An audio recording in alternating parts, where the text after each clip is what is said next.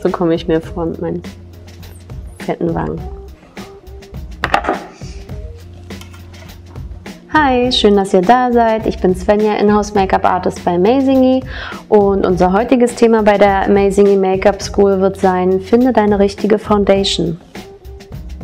Und mein Gast ist Niki. Entschuldigung, Niki. Danke. Ja. Schön, dass du da bist.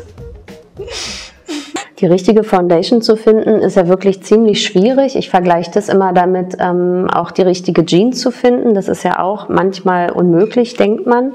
Man muss jetzt halt nur gut wissen, wie seine Haut ist. Und es ist halt nicht nur wichtig, den richtigen Ton zu kennen, sondern man muss einfach wissen, was braucht die Haut, welche Foundation wähle ich dann dafür aus und dann natürlich auch die richtige Farbe finden. Und das werden wir heute alles besprechen. Und vielleicht kann Niki uns erstmal erzählen, genau, erzähl doch erstmal, wie ist deine Haut? Was braucht die, was mag die nicht? Also meine Haut ist auf jeden Fall feuchtigkeitsarm. Also Feuchtigkeit ist wichtig in der Pflege bei meiner Haut und mag überhaupt nicht viel Fett, wenn so ein Fettfilm drauf ist. Ja. Was hast du bis jetzt für Schwierigkeiten gehabt, bei der richtigen Foundation zu finden? Nicht nur jetzt farbtechnisch? Auch so, also mir ist auf jeden Fall wichtig, dass die Foundation, die ich mir auswähle, natürlich ist, also farbtontechnisch, aber auch, dass ich die quasi punktuell verwenden kann und dass man das so ausarbeiten kann oder so. Also so, dass ich nicht meine ganze Haut abdecken muss. Okay, also du willst einen natürlichen Look haben, vielleicht auch nur teilweise deine Rötungen abdecken, genau. Und dann ist ja bei deiner Haut, du hast gesagt, die feuchtigkeitsarm, aber du hast ja hier auch so leichte Narben. Woher kommen die? Eine längere Zeit der Hautunreinheit. Also auch die Haut ist zwar feuchtigkeitsarm, aber nicht trocken, das ist ja ein Unterschied. Und deswegen mag deine Haut es auch nicht zu ölig. Ja. Also sie braucht halt nicht viel Fett, sondern Feuchtigkeit. Genau. Okay, gut. Dann ist also unser erster Schritt, die richtige Foundation zu wählen. Also die Foundation für Niki muss Feuchtigkeit spenden, darf nicht zu ölig sein, soll natürlich sein, aber auch gut Rötung abdecken. So, das hört sich jetzt erstmal ziemlich viel an, aber ich habe dafür eigentlich die perfekte Foundation in unserem Sortiment gefunden. Und zwar ist es die Hero No Doubt Natural Foundation. Und ich werde euch kurz sagen, wieso ich diese gewählt habe. Also erstens enthält sie als ersten Inhaltsstoff Aloe Vera und Wasser, was super viel Feuchtigkeit gibt, ist also keine ölbasierte Foundation. Dann ist aber trotzdem Zinkoxid auch drin, was Niki gut hilft bei ihren Unreinheiten. Also wenn da wieder irgendwie ein kleines Pickelchen oder irgendwas kommt, trocknet das Zink das dann trotzdem punktuell aus. Also es ist auch noch ein bisschen heilend. Genau, und von der Konsistenz ist die nicht, also ist es eine Flüssig-Foundation. Das ist immer wichtig bei Haut, die irgendwie feuchtigkeitsarm ist, aber auch bei trockener Haut, dass man eher zu einer Flüssig-Foundation greift. Die ist aber trotzdem so schön deckend, aber so leicht und weich in der Konsistenz, dass man die super punktuell auftragen kann und ein schönes Finish hat. Und sie ist im Finish am Ende leicht mattierend. Also man braucht dann nicht noch extra ein Puder zu nehmen, was ja vielleicht auch für die meisten angenehm ist, wenn man so einen natürlichen Look haben will und nicht zu matt sein will. Die mattiert also selbst ein bisschen. Das zweite Wichtige ist natürlich der Unterton. Und der ist für die meisten wahrscheinlich erst schwieriger rauszufinden. Und ich werde euch jetzt einfach kurz ein paar Tipps sagen, wie ihr am besten euren Unterton rausfindet. Also Niki, ich gucke halt immer als erstes auf die Venen an der Unterseite des Arms. Genau, und dann guckt man, sind die eher grün oder blau? Oder sogar beides, oder man kann es nicht ganz genau sagen.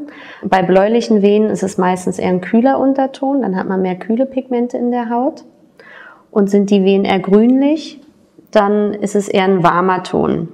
Dann gibt es aber noch natürlich den Fall, man kann es nicht genau erkennen oder hat beides. Dann ist es meistens ein neutraler Unterton oder kann auch ein olivfarbener Unterton sein. So, Niki, bei dir würde ich jetzt sagen, es ist sowohl grünlich als auch bläulich.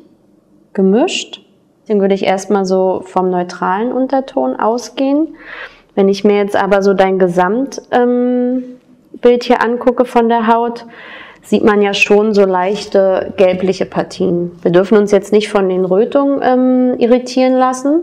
Also dass man denkt, oh, das ist aber ziemlich kühl. Das ist ja nicht die normale Haut, der normale Hautton, sondern nur eine Entzündung in der Haut. Genau, und deswegen ist es auch immer wichtig, nicht nur das Gesicht zu gucken, sondern auch hier Hals, Dekolleté, Schultern. Und da würde ich sagen, gehst du schon in die gelbliche, warme Richtung. Also hast du so einen neutralen Unterton mit gelblichem Anteil. Könnte auch manchmal ein Indiz für einen olivfarbenen Unterton sein. Oh, okay. Okay, dann ist immer noch wichtig zu gucken, wie reagiert man im Sommer oder auf Sonne. Niki, wie ist deine Haut so im Sommer? Bräunst du eher oder kriegst eher einen Sonnenbrand? Es ändert sich gerade ein bisschen. Also an sich bräune ich eher.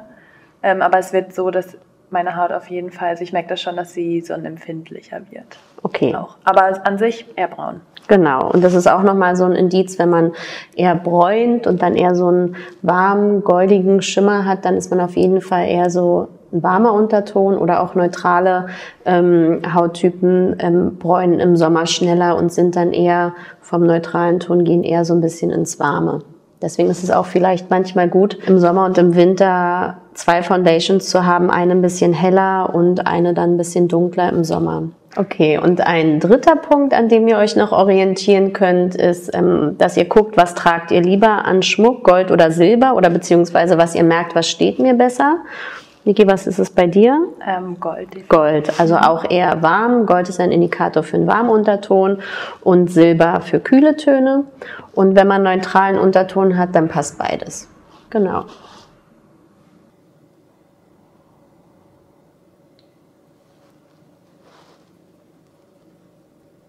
Wenn ihr dann also im Laden seid und euch für eine Foundation entschieden habt und ein paar Töne nehmt, dann ist es immer ganz gut, wenn ihr so unsicher seid, vielleicht so 3 Töne zu nehmen und die ungefähr hier an der unteren Kinnpartie zu testen, weil dann hat man den Vergleich zum gesamten Gesicht, aber auch zum Hals, ob der Ton zu hell oder zu dunkel ist. Und dann tragt ihr einfach mal so 3 Streifen von Foundation auf, von 3 Tönen, wo ihr denkt, die könnten passen. Und dann kann man im Vergleich ganz gut sehen, welche dann nun der richtige Ton ist.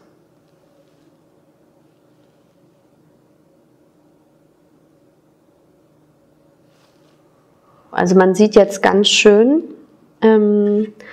dass die mittlere Farbe am besten passt. Die erste ist ein bisschen zu hell, weil man will auch nicht im Gesicht zu hell gehen. Also nicht genau den Ton vom Hals wählen, dann wäre es im Gesicht zu hell, dann wirkt man schnell fahl.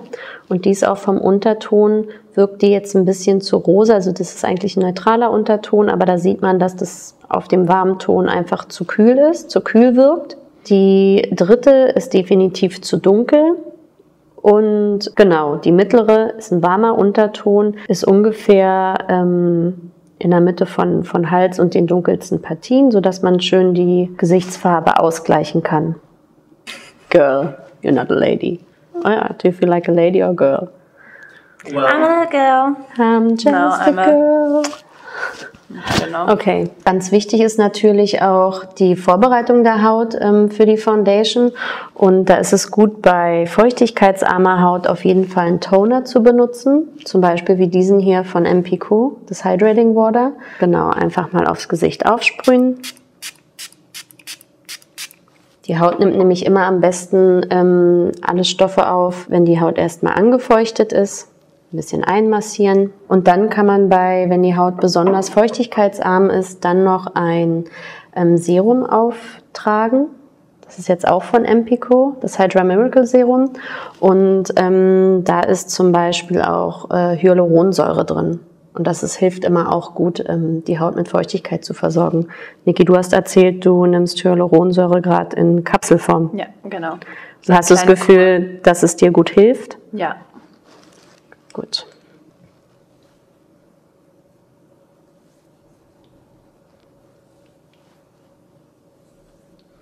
Ihr könnt natürlich auch statt einem Serum einfach eure Feuchtigkeitscreme nehmen. Die sollte dann nicht zu reichhaltig sein bei feuchtigkeitsarmer Haut.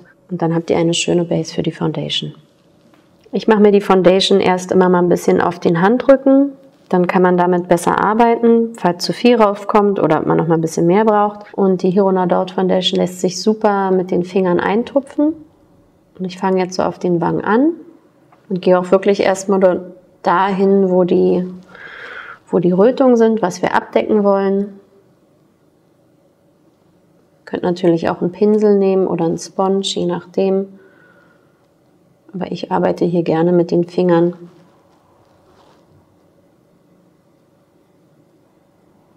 Natürlich ist es dann auch wichtig, dass man hier am Rand ein bisschen guckt. Da immer nicht zu viel Foundation nehmen und ein bisschen in den Hals runtergehen, dass es ein schöner Übergang ist.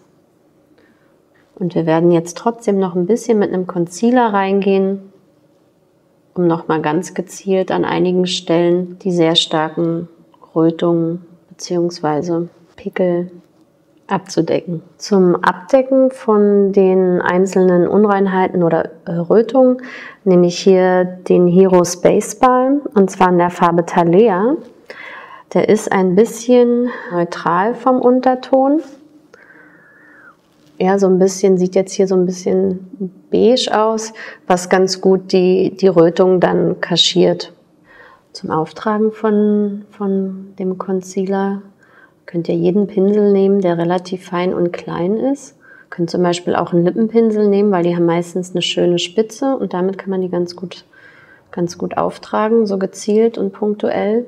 Und ich tupfe immer ein bisschen auf und gehe dann noch mal ein bisschen mit dem Finger drüber, dass man nicht so einen starken Rand hat und es sich so ein bisschen mit der Foundation verbindet, der Concealer.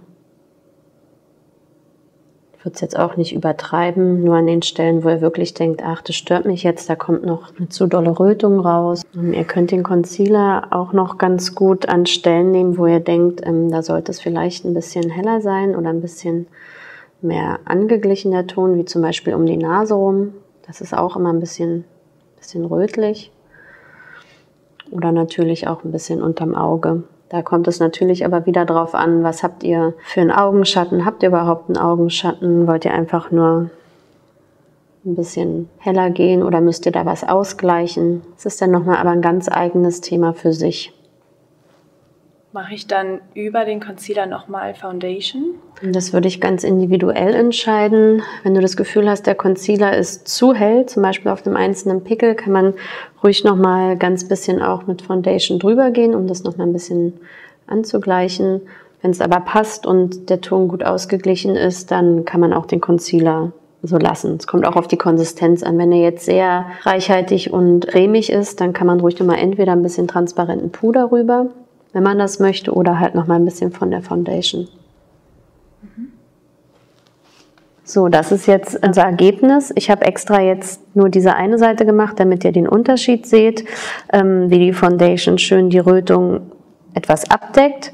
Trotzdem sieht man noch Nikis Hautton und Hautbild auch unten drunter durch, was der Wunsch war, dass es nicht zu maskenartig ist. Und natürlich hat man deswegen auch an den Stellen, wo die Rötungen sind, ist es ein wenig dunkler. Da könnt ihr noch, wenn euch das jetzt sehr stören sollte, die Rötung noch extra vorher kaschieren. Dann nimmt man dann was so ein bisschen in die gelb-grün Richtung geht. Kann man dann vielleicht auch noch mal mit einem anderen Ton von der Foundation mischen. Die Rötungen sind abgedeckt. Es ist trotzdem noch ein natürlicher Look. Es ist Nikis Hautton. Wenn ihr das gleiche Problem habt wie Niki mit den Rötungen und ihr denkt, das ist euch aber zu dunkel an den Stellen, wo die Rötungen noch leicht durchgucken, dann lohnt es sich auf jeden Fall auch noch einen helleren Ton dazu zu kaufen von der Foundation. Oder auch wenn ihr zwischen zwei Tönen liegt und euch nicht entscheiden könnt, welcher Ton besser passt, kauft einfach zwei und mischt euch euren perfekten Ton an. Ich hoffe, euch hat unser Tutorial gefallen und ihr könnt die Tipps und Tricks selbst bei euch anwenden. Lasst uns doch in den Kommentaren wissen, was ihr noch hier bei der Amazingly Makeup School sehen und hören wollt. Und vergesst nicht, unseren Channel zu abonnieren. Alle Produkte, die ich verwende und die wir hier zeigen, könnt ihr bei amazingly.com bestellen. Und wenn ihr euch mal nicht sicher seid, ob eine Farbe passt oder nicht, könnt ihr auch unseren Sample Service nutzen. Alles weitere dazu findet ihr auf der Website. Außerdem haben wir noch unser Amazingly Magazine. Da findet ihr tolle, spannende Artikel zum Thema Green Beauty, Nachhaltigkeit und Gesundheit. Und alle Links stehen unten in der Beschreibung. Vielen Dank fürs Zuschauen und bis zum nächsten Mal. Bye!